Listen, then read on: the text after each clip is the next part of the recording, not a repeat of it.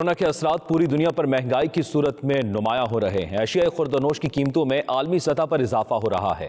برطانیہ سمیت پورے یورپ میں مہنگائی نے عام لوگوں کی زندگی مشکل کر دی ہے۔ پیٹرول کے ساتھ ساتھ روزمرہ استعمال کی اشیاء میں 40 سے 50% تک اضافہ ہوا ہے۔ اس احوال کا بتا رہے ہیں لیوٹن سے ہمارے نمائندے چوہدری نثار۔ جی نثار، بتائیے گا مہنگائی سے صرف پاکستان ہی متاثر ہوا ہے یا برطانیہ میں بھی اس کے اثرات مرتب ہوئے ہیں؟ جی بالکل، برطانیہ سمیت پورے یورپ میں جو مہنگائی کی ایک لہر ہے اس نے اپنی لپیٹ میں سب کو لے رکھا ہے۔ اشیاء خوردونوش کے ساتھ ساتھ پیٹرولیم کے جو مصنوعات ہیں اور دیگر اشیاء جو ہیں وہ برطانیہ میں بہت تیزی سے جو ہے ان کی قیمتیں بڑھ رہی ہیں۔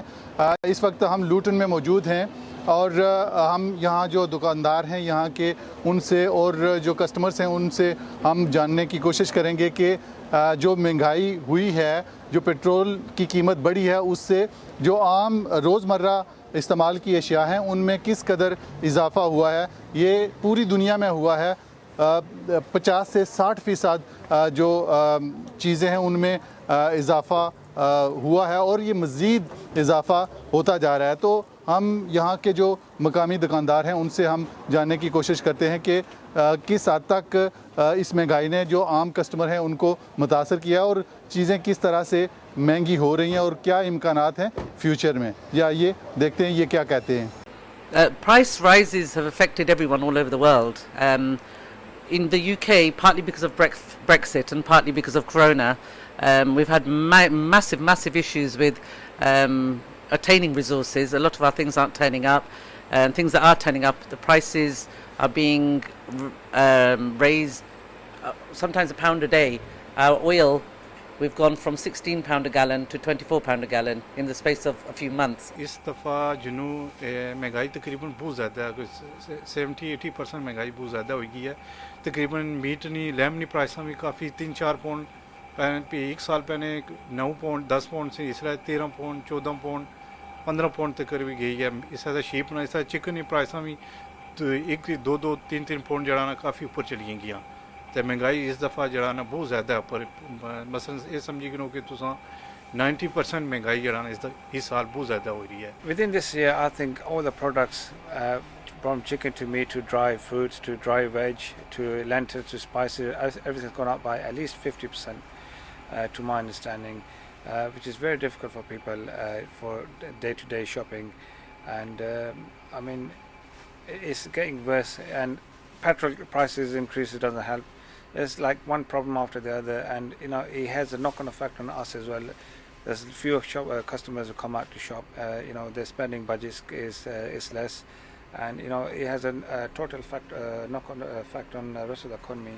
So it's not good really. Oil کی جو پرائسز ہیں وہ انکریز ہونے کے ساتھ ساتھ پہلے 1 پاؤنڈ کے راؤنڈ اباؤٹ آئل تھا اور 1 لیٹر، اور اب 1 پاؤنڈ 50 پینی 1 لیٹر ہو گیا ہے اور مزید اوپر جا رہا ہے۔ تو یہ تقریباً 50% راؤنڈ اباؤٹ جو ہے یہ انکریز آیا ہے، اور اس انکریز کی وجہ سے تمام جو پرائسز ہیں ہر چیز کی وہ انکریز ہو رہی ہیں۔ جیسے دودھ کی پرائسز جو ہیں وہ پہلے 1 بیگ جو ہوتا تھا دودھ کا ڈرائی ملک جو ہے وہ 75 پاؤنڈ کے راؤنڈ اباؤٹ تھا، اور اب 170 پاؤنڈ جو ہے 1 بیگ آ رہا ہے۔ تو یہ بہت زیادہ مہنگائی انکریز ہو رہی ہے۔ برطانوی پولیس نے لیورپول ویمن اسپتال کے باہر ٹیکسی میں ہونے والے دھماکے کو دہشت گردی قرار دے دیا۔ وزیر اعظم بورس جانسن نے صورتحال کا جائزہ لینے کے لیے کوبرا میٹنگ طلب کر لی۔ کہتے ہیں ہمیں چوکس رہنے کی ضرورت ہے۔ برطانوی شہری دہشت گردی کے اس بزدلانہ واقعے سے ہرگز خوفزدہ نہیں ہوں گے۔ تفصیلات کے لیے دیکھتے ہیں بیورو چیف غلام حسین آوان کی یہ رپورٹ۔ دنیا میں اسٹاپ اینڈ سرچ سیکشن 60 کا قانون موجود ہے، جس کے تحت کسی بھی فرد کو شک یا بغیر کسی شک کے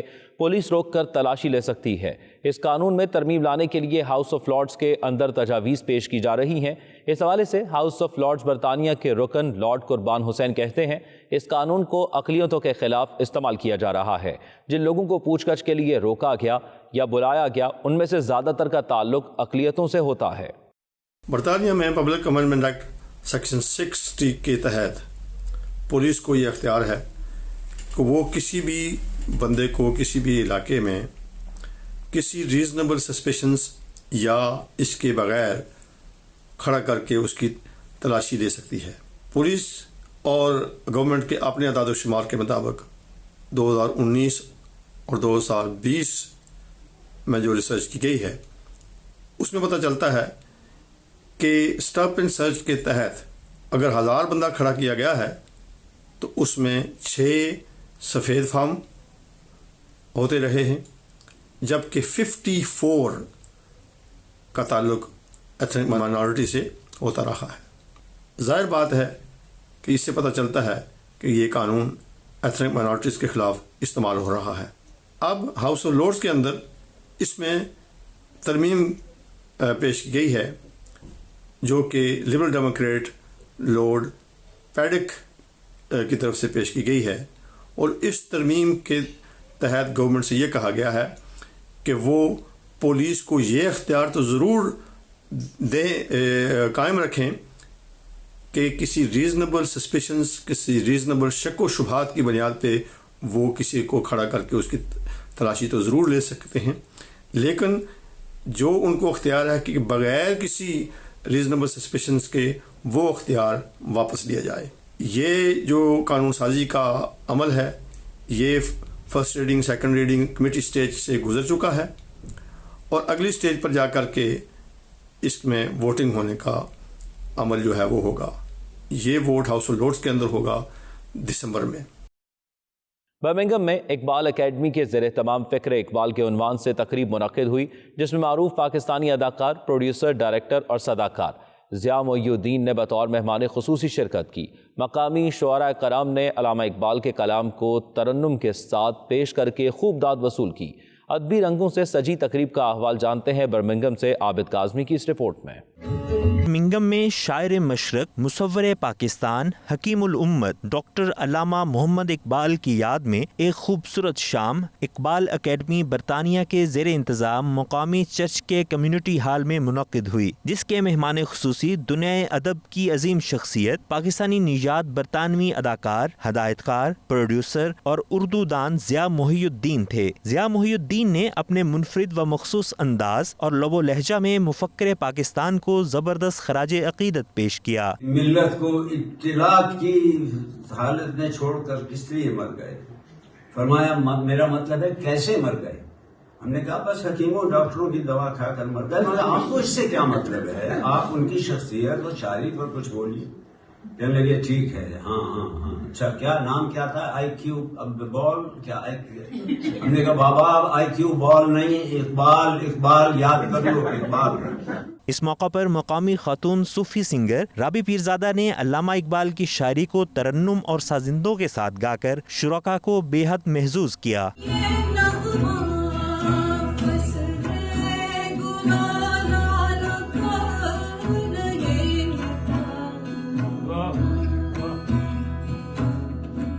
مقامی موسیقاروں نے علامہ کی مشہور زمانہ دعائیہ نظم لب پہ آتی ہے دعا بن کے تمنا میری ستار اور طبلے کے ساتھ پیش کر کے سامعین سے داد وصول کی۔ موقع پر پروفیسر عارف خان، شمس العارفین، بیرسٹر افتخار احمد، فاروق ساغر اور دیگر نے خطاب کیا۔ ان کا کہنا تھا کہ علامہ اقبال نے پاکستان کا خواب دیکھا اور اسے عملی جامہ قائد اعظم محمد علی جناح نے پہنایا۔ ضرورت اس امر کی ہے کہ نسل نو اپنی ذمہ داریوں اور فرائض کا احساس رکھتے ہوئے عملی سطح پر ملک پاکستان کی تعمیر و ترقی میں اپنا کردار ادا کریں۔ اس موقع پر شرکاء کا 92 نیوز سے گفتگو کرتے ہوئے کہنا تھا کہ اس قسم کے پروگراموں کی بدولت ہی اقبال کی سوچ ہماری نئی نسل تک پہنچ پائے گی اور نوجوان نسل کو اس قسم کی محفلوں میں لازمی شرکت کرنی چاہیے۔ وقت کی ضرورت ہے کہ آج 21ویں صدی کے جو چیلنجز ہمیں درپیش ہیں ان کو ہم فکر اقبال کی روشنی میں ہم نئی صدی کے ان چیلنجز کا مقابلہ کر سکتے ہیں۔ تو میں یہ سمجھتا ہوں کہ برطانیہ میں اس طرح کی تقریبات کا انعقاد جو ہے بہت خوش آئند ہے۔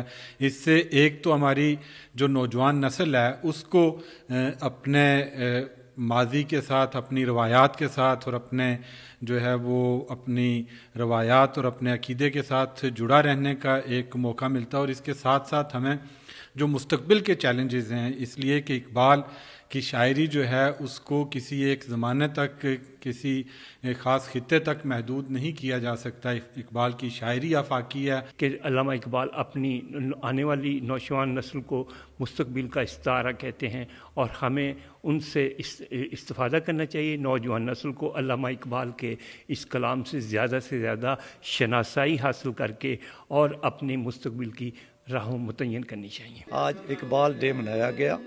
ضیاء محی الدین صاحب نے آج کی اس محفل کو ابن انشاء کے نام کر کے ان کے حوالے سے بہت خوبصورت ادب میں جو ان کا مقام تھا بات کی ہے. اور میں سمجھتا ہوں کہ اقبال اکیڈمی نے اپنا کام جس طرح برطانیہ میں جاری رکھا ہوا ہے اللہ تعالیٰ ان کو اور توفیق دے. آج کی تقریب کا مین مقصد تھا کہ علامہ اقبال کو ہم یو کے کی نئی نسل کی تو متعارف کرائیں، کیونکہ وقت کے ساتھ ساتھ جو بزرگ لوگ ہیں جو اقبال کے بارے میں اچھی طرح جانتے ہیں وہ آہستہ رفتہ اس دنیا سے جا رہے ہیں. یہ ہماری بڑی اہم ذمہ داری ہے کہ ہم اقبال کے پیغام کو نئی نسل تک پہنچائیں. علامہ محمد اقبال نے ایک حسین خواب دیا.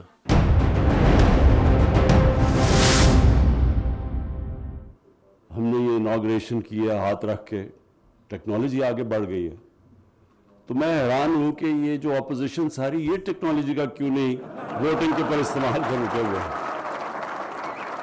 کہ ساری دنیا کے اندر وہ ٹیکنالوجی کا استعمال آ گیا ہے ووٹنگ کے اوپر تاکہ بہتر طریقے سے صاف اور شفاف ہو.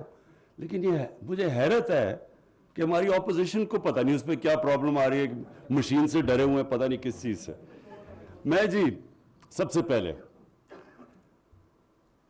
اپنے پنجاب کے چیف منسٹر آپ کو آج خراج تحسین پیش کرنا چاہتا ہوں، اور فواد چودھری آپ کو اس لیے کہ جس جنون سے آپ نے جیلم کی جنگ لڑی ہے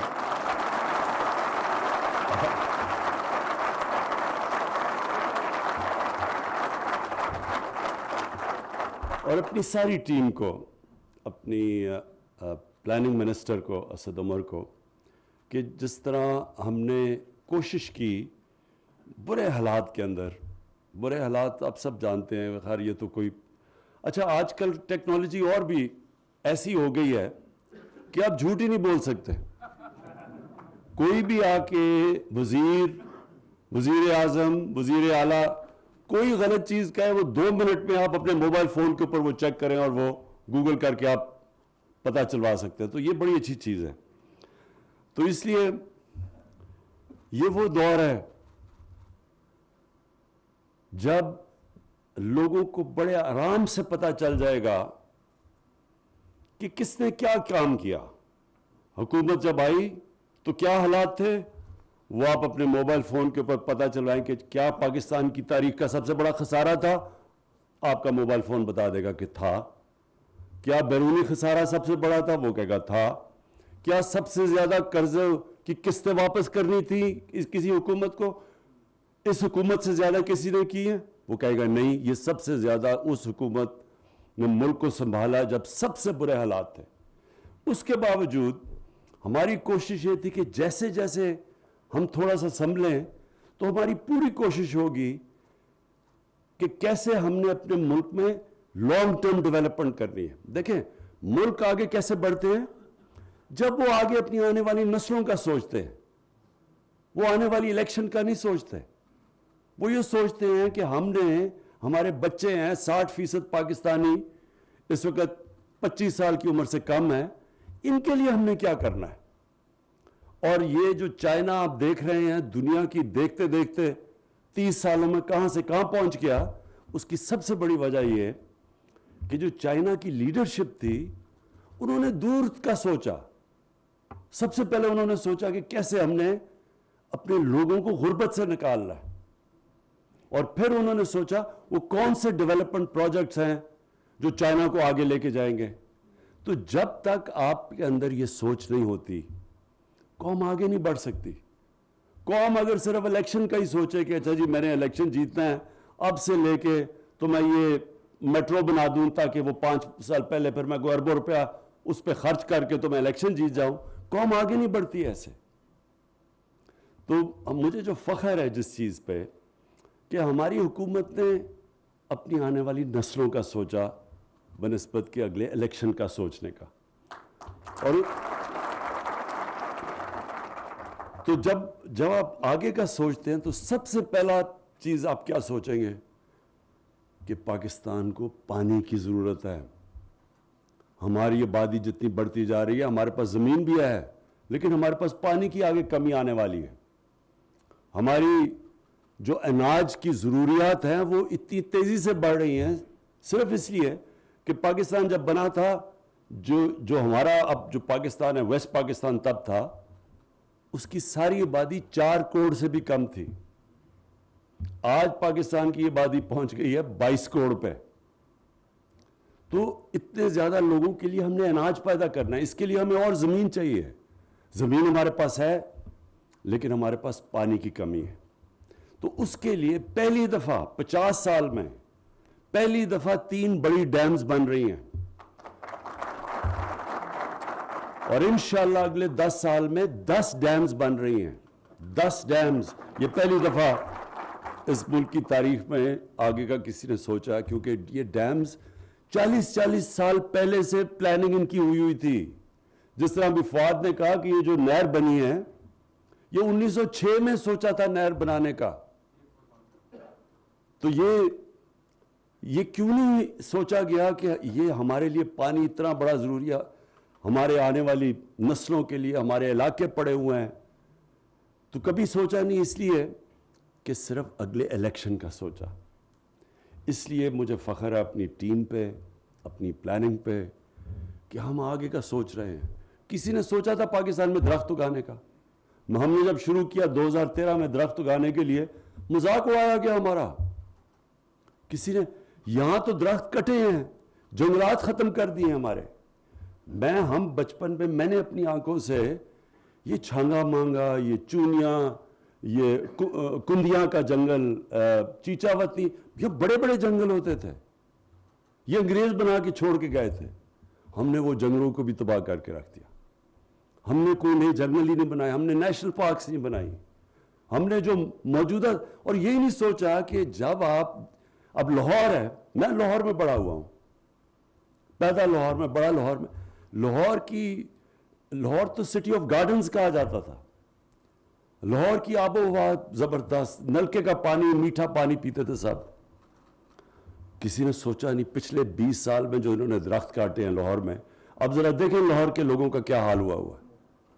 آلودگی کدھر اسمانوں پہ پہنچ, کسی نے سوچا ہی نہیں کہ درخت بھی لگانے ہیں. تو یہ پہلی حکومت ہے جس نے اب تک 2.5 ارب درخت لگا چکے ہیں. 2.5 ارب.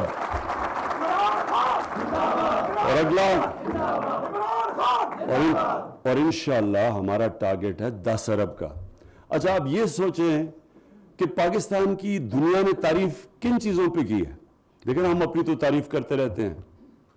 پچھلی حکومتوں نے اربوں روپیہ ہر روز خرچ کرتے تھے اشتہاروں پہ اور میڈیا پہ اپنی تعریفیں کرنے کے لیے, لیکن دنیا نے نہیں تعریف کی. یہ وہ ملک, جب اب یہ حکومت ہے, برطانیہ کا پرائم منسٹر یونائٹڈ نیشنز کی جنرل اسمبلی میں تقریر کر رہا ہے اور پاکستان کی مثال دے رہا ہے کہ پاکستان نے کتنا زبردست کلائمیٹ چینج کے لیے کام کیا.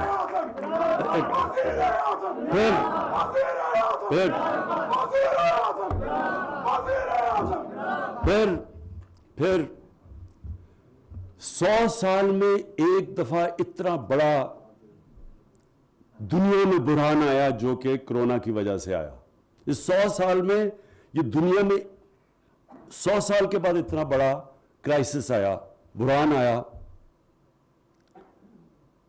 اکانومسٹ میگزین جو دنیا کی مانی ہوئی میگزین ہے, جو ساری دنیا کی تجزیہ کرتی ہے ان کے حالات کا, ان کی معیشت کا, وہ کہتی ہے کہ جو ملک سب سے بہترین نمبر 1 ملک جس نے سب سے بہتر کرونا کو ہینڈل کیا, اپنے لوگوں کو بھی بچایا اس سے, ہمارے ہسپتالوں کے اندر بھی تباہی نہیں مچی جس طرح 7 والے ملکوں میں ہوا, اور اپنی معیشت بھی بچا لی، وہ نمبر 1 پہ پاکستان تھا. تو یہ ہم تو نہیں کہہ رہے. پھر جناب ہمارے دوسرے جو مخالف ہیں وہ بہت ہی لوگ غربت بڑھ گئی، تباہی ہو گئی. اس میں کوئی شک نہیں کہ مہنگائی پاکستان میں نہیں ساری دنیا میں مہنگائی کا سیلاب آیا ہوا ہے، اس میں کوئی شک نہیں ہے. لیکن ورلڈ بینک کیا کہتا ہے؟ وہ کہتا ہے پاکستان کے اندر ہمارے دور میں غربت کم ہوئی ہے. یہ ورلڈ بینک نے اپنی اسیسمنٹ کی، ہم نہیں کہہ رہے.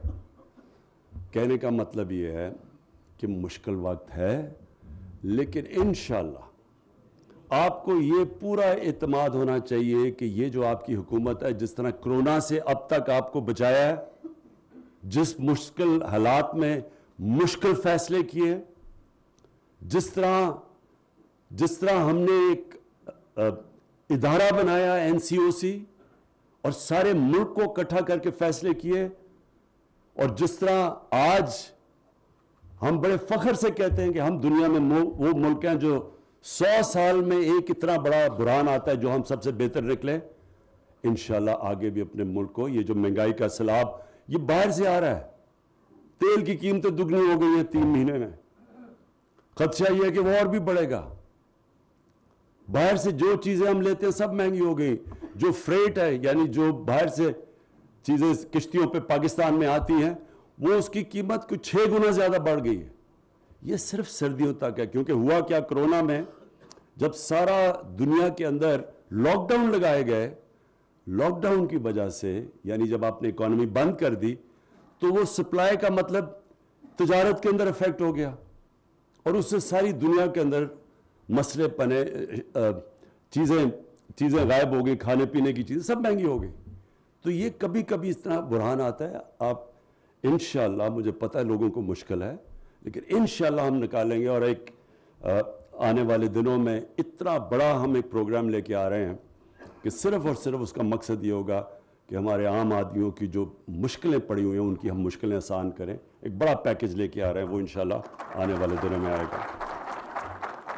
اب میں آتا ہوں اس پہ، یہ جو لیلا جہلم یہ جو سڑک ہے، کیونکہ میں یہ سارا علاقہ جانتا ہوں اور بچپن سے جانتا ہوں یہ سارا علاقہ، تو میں ہمیشہ سمجھتا تھا کہ یہاں صرف اگر ہم یہ کنیکٹ کر دیں اس طرف، اس کا یہ جو آپ کو دکھا رہے ہیں یہ ایک تو بڑا خوبصورت علاقہ ہے، لہٰذا ٹورزم کے لیے بہت آگے جا کے فائدہ ہوگا. اور یہ صرف ٹورزم کے لیے یہ نہیں کہ خوبصورت علاقہ ہے، یہاں سب سے پرانی آرکیولوجیکل سائٹس ہے. مطلب یہ کہ پرانی ایک میں خود ہی یہاں ایک دفعہ شکار کر رہا تھا تو ایک تلیجہ جگہ ہے، وہاں جا کے کسی نے مجھے کہا جی وہ اوپر چکور ہوتے ہیں، تو وہ اوپر ایک پہاڑی تھی، اوپر سے بالکل فلیٹ تھی اور ایک ایسے پتھر چاروں طرف کیا کہہ رہا ہوں کلفس تھے، یعنی دیوار کی طرح تھی. تو وہ ایک ہی سڑک تھی اوپر جانے کے لیے. تو جب اوپر گیا تو وہاں ایک پرانا کوئی شہر دیکھا. میں نے بڑے لوگوں سے پوچھا کہ کسی کو پتا ہے وہ شہر کا؟ تو جب بڑی دیر کے بعد پھر ایک آرکیولوجسٹ کو بھیجا، ایک PhD ہے ہمارا KP میں، اس نے کہا یہ 2000 سال سے بھی زیادہ پرانا شہر ہے.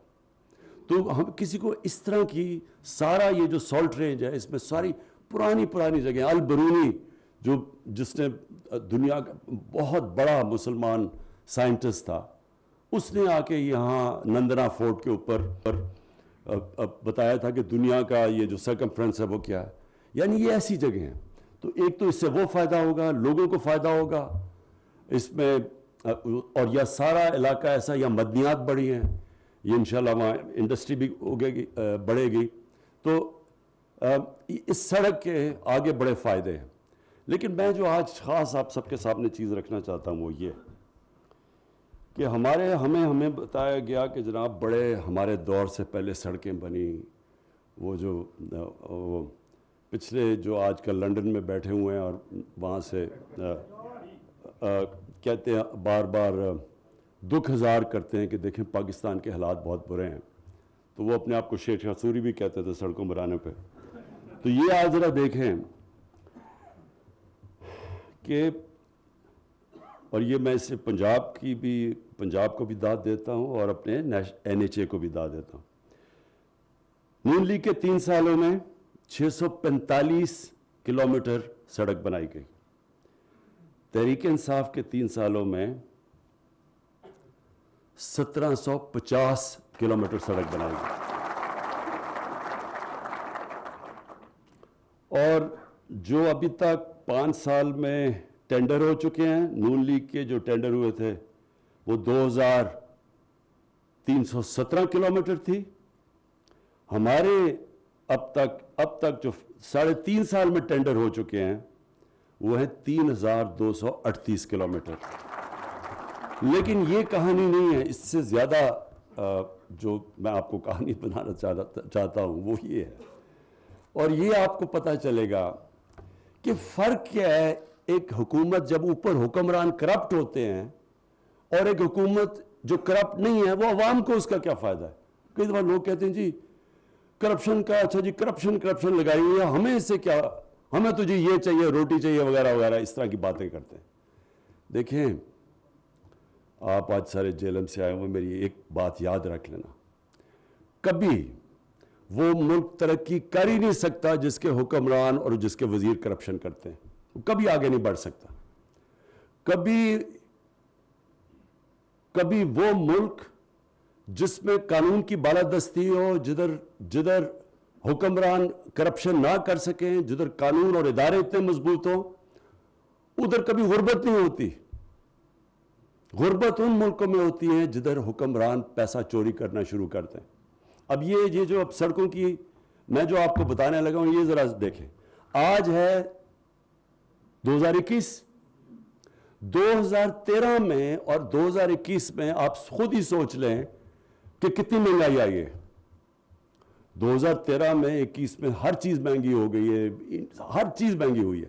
اب یہ سوچیں کہ 2013 میں، اور یہ ویب سائٹ پہ ہے، جس طرح میں کہا نا اب آپ جھوٹ نہیں بول سکتے، یہ ویب سائٹ کے اوپر یہ اب ریٹس ہیں اور یہ آپ کوئی بھی چیک کر سکتا ہے. تو 2013 میں جو اور اپنے دور میں یہ جو نون لیگ نے سڑکیں بنائیں، جو 2 لین کی سڑک تھی، 2 لین کی سڑک، بینک کے فرق 4 قسم کی سڑکیں بنی ہیں. ایک ہے 2 لین کی سڑکیں، اس میں اور جو آج کل کے مہنگائی کے باوجود جو آج ریٹ دیے جا رہے ہیں 2013 میں اور 2021 میں، اس میں 33.37% کا فرق ہے. ہماری زیادہ سستی سڑکیں بن رہی ہیں مہنگائی کے باوجود. 2 لین میں فرق 33.3%، یعنی فرق ہے سڑکوں میں، یعنی سستی سڑک بن رہی ہے. نیشنل ہائی وے کنسٹرکشن پروڈکٹ جو 4 لین کی کنسٹرکشن ہے، اس میں کتنا فرق ہے. انہوں نے جس ریٹ پہ سڑکیں بنائی اور آج کتنی بنی، 53% کم پہ آج سڑک بن رہی ہے. وہ کیوں؟ کیونکہ ای ٹینڈرنگ ہوتی ہے، اس میں 2 نمبری نہیں ہو سکتی. اس کے بعد پھر جو موٹر وے کے جو 4 لین کے پروجیکٹس ہیں، اس میں اور آج 19.6% سستی بن رہی ہیں آج.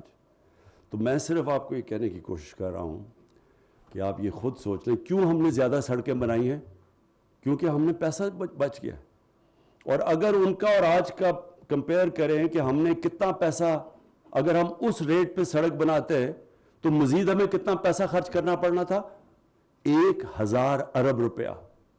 سو انہوں نے 1000 ارب روپیہ ایکسٹرا خرچ کیا انہی سڑکوں پہ. اور یہ ہے فرق. 1000 ارب روپیہ آپ خود سوچ لیں کہ اس سے آپ کیا کیا بنا سکتے ہیں. آپ تبدیل کر سکتے ہیں، آپ سارے علاقے بدل سکتے ہیں، اسکول، کالجز، یونیورسٹیز، کیا کیا آپ نہیں کر سکتے. تو ہم نے اگر آگے زیادہ سڑکیں بنائی ہیں، اس کی وجہ یہ ہے کہ ہماری سڑکیں آج اس مہنگائی کے باوجود زیادہ سستی ہیں. اور ہم نے اگر ان کے اور آج میں فرق 1000 ارب روپیہ ہے. اور یہ کسی نے چیک کرنا ہے، یہ ویب سائٹ پہ چیک کر سکتے ہیں. تو یہ کس کے جیب میں گیا پیسہ؟ یہ کن لوگوں کی جیبوں میں گیا؟ اور یہ صرف میں سڑکوں کی بات کر رہا ہوں. اور میں بڑے بڑے پروجیکٹس کی بات نہیں کر رہا کہ پاور پروجیکٹس میں کتنا پیسہ اور کتنا لگنا تھا اور کتنا انہوں نے اوپر اس کا کتنا بنایا. یہ جو بڑے بڑے لنڈن کے اندر بڑے بڑے محلوں میں رہ رہے ہیں اور بڑی بڑی گاڑیاں چلا رہے ہیں, یہ سارا یہاں سے پیسہ گیا ہوا ہے. جو آج تک یہ نہیں بتا سکتے کہ جو 4 اربوں روپے کی آپ نے فلیٹس لیے ہوئے لنڈن میں, وہ کدھر سے پیسہ آیا ہے. آج تک ایک ڈاکیومنٹ نہیں دے سکے کہ پیسہ کدھر سے آیا, کیونکہ یہاں سے گیا چوری کا پیسہ. اور میں اس لیے آج اپنی حکومت کو, عثمان بزدار, آپ کی پنجاب کی گورنمنٹ کو میں خاص طور پہ خراج تحسین پیش کرتا ہوں. اور انشاءاللہ 5 سال کے بعد جو آپ کو پتہ ہونا چاہیے کہ یہ کیوں چاہتے ہیں کہ جلدی, جس دن سے ہم آئے ہیں کہتے جی گورنمنٹ کو گرا دو, آج گئی تو کل گئی, پرسوں گئی. وہ کیوں چاہتے ہیں یہ؟ کیونکہ ان کو پتہ ہے کہ 5 سال کے بعد انشاءاللہ جو گورنمنٹ کی پرفارمنس دیکھی جائے گی, ان کو خطرہ ہے کہ ان کی سیاسی دکانیں بند ہو جائیں گی. شکریہ. وزیر اعظم عمران خان اس وقت تقریب سے خطاب کر رہے تھے. وزیر اعظم عمران خان کا تقریب سے پرائز دکھاتا ہے 1 یورو اور 53 سینٹ لگا ہوا ہے 0.9. ہم لوگ اس کو 90 سینٹ کے اوپر خریدتے تھے, ابھی ہم اس کا 1 یورو اور 60 سینٹ پے کر رہے ہیں. آپ خود حساب لگا لیں, اگر جرمنی کے اندر تقریباً 70 پینیز پرائز زیادہ ہوتی ہے ڈیزل کی, تو آپ آگے سے حساب لگا لیں کہ تقریباً کہ کتنا زیادہ ادھر ڈیزل اور پٹرول مہنگا ہوا ہے. تو میرے غیور پاکستانیوں, یہ میڈیا سوشل میڈیا کا دور ہے, یہاں پر لوگ بہت زیادہ پروپیگنڈا کرتے ہیں اور جو غلط بھی ہوتا ہے.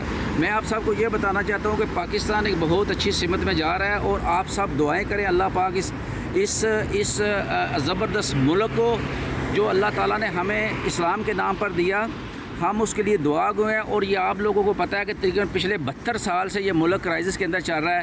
اگر اللہ تعالیٰ نے ایک رستہ ہمیں دیا ہے, اچھائی کے اوپر یہ ملک جا رہا ہے, ترقی کی طرف جا رہا ہے, تو آپ صبر کریں, اور انشاءاللہ اللہ کے فضل و کرم سے یہ ملک ایک دنیا میں مثال ملک بنے گا. اور آپ نے دیکھا ہے کہ پچھلے 72 سالوں سے یہ تقریباً کرائسس میں جا رہا ہے یہ ملک. یہ ابھی وقت ہے تھوڑا صبر کرنے کا. پوری دنیا کے اندر یہ کرائسس ہے, پوری دنیا کے اندر یہ مسائل بھی چل رہے ہیں مہنگائی کے. پوری دنیا کے اندر مہنگائی ہوئی ہے, خاص کر امریکہ میں مہنگائی ہوئی ہے, جرمنی میں, یورپ میں, فرانس میں, بیلجیم میں, ہر جگہ کے اوپر ہر چیز مہنگی ہوئی ہے. تو آپ لوگوں کو گھبرانے کی ضرورت نہیں ہے, انشاءاللہ اللہ کرم کرے گا, اور پاکستان زندہ باد. اٹلی کے شہر بریشیا میں پاک فیڈریشن اٹلی نے پاکستانی کمیونٹی کے اتحاد اور مسائل کو حل کرنے کے لیے فیڈریشن کی ازسر تشکیل کا فیصلہ کیا. اٹلی بھر سے کمیونٹی کی رجسٹرڈ تنظیموں کو فیڈریشن کے ساتھ منسلک کرنے کا اعلان کیا. آئندہ سال اگست میں نئے انتخابات کا انعقاد کروایا جائے گا. یہ اعلان ایک منعقدہ تقریب میں کیا گیا, جس میں زونل کونسلرز اور سیاسی مذہبی جماعتوں کے ساتھ مل کر چلنے پر اتفاق کیا گیا. تفصیلات دیکھتے ہیں تنویر ارشاد کی اس رپورٹ میں.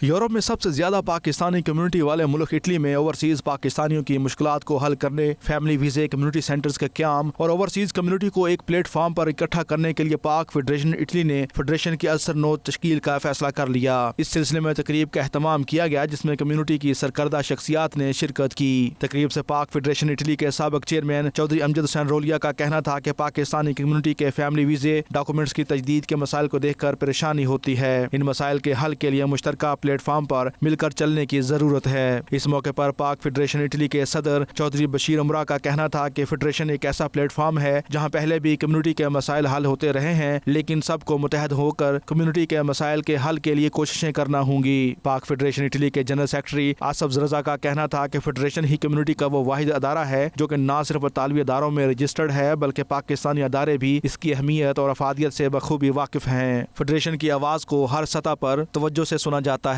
اس موقع پر تحریک کشمیر اٹلی کے صدر محمود شریف کا کہنا تھا کہ ملان کونسلیٹ کے قیام سے لے کر میتوں کی پاکستان منتقلی اور کسی بھی ناخوشگوار واقعے پر اپنے بھائیوں کے ساتھ ہمیشہ کھڑے ہوتے ہیں. پوری کمیونٹی پاک فیڈریشن اٹلی کی خدمات کو نہ صرف سراہتی ہے بلکہ فیڈریشن کو دوبارہ فعال کرنے میں بھی اپنا بھرپور کردار ادا کریں گے.